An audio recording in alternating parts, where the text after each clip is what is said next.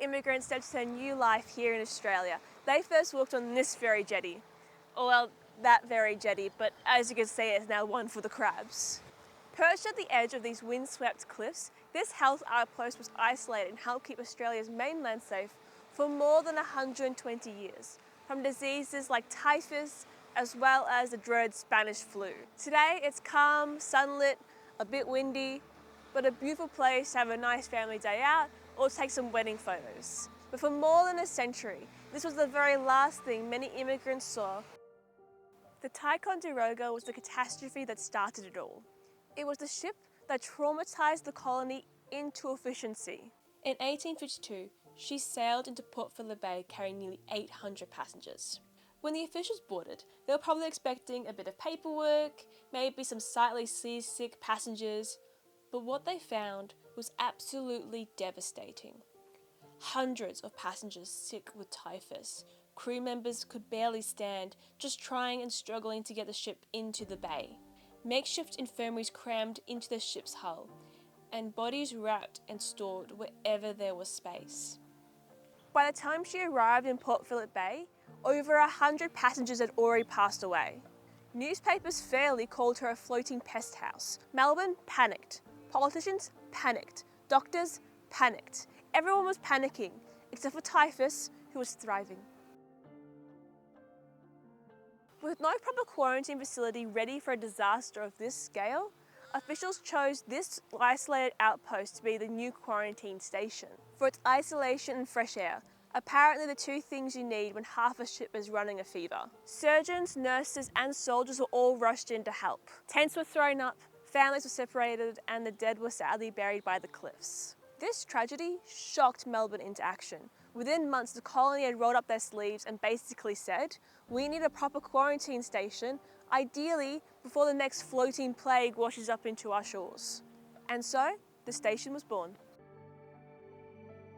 In my opinion, one of the most fascinating parts of this site is its layout. It's surprisingly sophisticated for a design of its era. Each building served a purpose and none were placed randomly. The early buildings were humble, weatherboard huts, basic hospitals, fumigation boilers, and bathing sheds. But by the late 19th century, the station had become a fully operational disease-fighting complex of nearly 50 buildings, including hospitals for the sick. The people ranged from the sick, the maybe sick, to the possibly but hopefully not sick. There was disinfecting rooms, a morgue, accommodation blocks with long verandas and sea breeze for those not sick yet, but still kind of suspicious. Staff quarters, stables, quarantine kitchens, and a terrifyingly named foul luggage receiving store. This room is the boiler room, or the foul luggage receiving store, and this is where they take your prized belongings that you've taken all across the Atlantic to have your new life here in Australia, and they wrap it all up and they shove it in giant steam ovens to kill all germs and bacteria. And yes, they actually bake it. Same fate as pottery and bread befalls your favourite outfit. And it is never the same again. Though to be fair, your clothes being destroyed is probably not the highest thing on your priority list, seeing as you're in a quarantine station with typhus. Another frequently overlooked aspect of this quarantine station is the staff that kept it running. The people who ran the baths, burned the luggage, the doctors, the nurses who risked their lives at this quarantine station to help those in their worst moments. During major outbreaks, doctors, nurses and orderlies were not allowed to leave. They lived under constant quarantine with their patients, eating in the same mess halls and sleeping in the same isolation zone, putting their health at risk of catching these diseases to keep their patients as well as the rest of Australia safe. Many of the workers kept journals, and their words tell stories about how scary it was to actually work here. One nurse in 1900 said that we treat every cough like it's a warning bell. That talks about the fear of the diseases here and the understanding that one cough could mean death not just for that patient, but for everyone there. They're about to deal with a whole new issue. Another medical officer described the sound that he feared most: the ship's whistle at midnight. It means more sick is arriving. This talks about the fear of not knowing what you're going to face tomorrow. You don't know what disease it's going to be, and you don't know if you're going to be capable of managing it. These weren't just people doing a job. They were risking their lives every single day to help others, in a time before antibiotics, vaccines, or modern protective gear. Their courage and selflessness to help others really shows, and their bravery sits behind every single building here. Now imagine, you're stepping off a boat after months at sea. Finally your feet touch the ground. You're not greeted though by opportunity, but by a man with a clipboard. Your day goes like this. Officials will greet you with the warmth of a tax audit. If you sneeze, cough, or blink suspiciously, congratulations, you're staying, and for God knows how long. Next, you're marched to the bathhouse for cleansing, which is basically Victorian for we will scrub you till you peel like a potato. Next, doctors poke you with enthusiasm and decide whether or not you're healthy enough to join society. Their diagnostic criteria included paler, sweating, looking tired, looking too energetic, and existing basically after months at sea. While you're being bathed to an inch of your life, your luggage is marched off without you into these giant heat ovens, and if it shrinks, it shrinks, it warps, it warps. If it doesn't, congratulations, you and your socks are now welcome to Australia.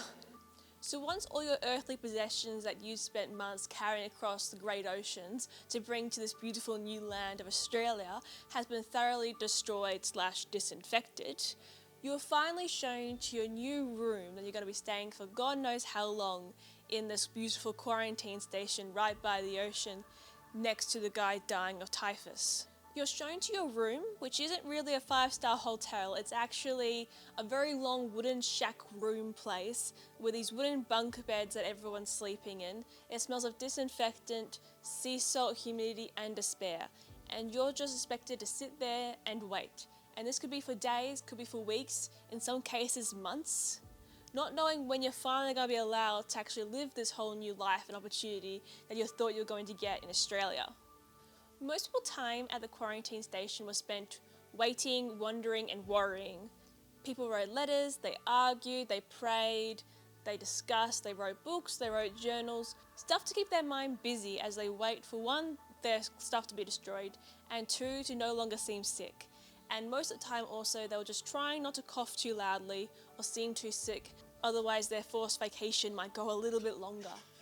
Some people recovered, some people took a few weeks, a few months, and some people sadly never left. In the station's later life, it once again became a front line for health workers in the fight against disease. In 1918 to 1919, Australia was dealing with the Spanish flu, same as the rest of the world, and the quarantine station was used to house people that were sick with the disease, and it helped Australia, mostly successfully, deal with deadly plague. After the fact, it actually became a cadet school from 1952, where we trained up future Australian officers very close to our Fort Nepean base. Once again, it became a safe place for those who are facing uncertainty, when we had the Kosovo refugees come in 1999. During the crisis, the station briefly became a place of refuge. This place guarded our young nation from disease. These grounds today remind us that every arrival has a story, and every story begins somewhere, even if it's a sunken jetty. Today, the quarantine station is a great place to walk around, enjoy the fresh air, and learn about Australian history. And best of all, no one's going to try and bake your luggage when you're not looking.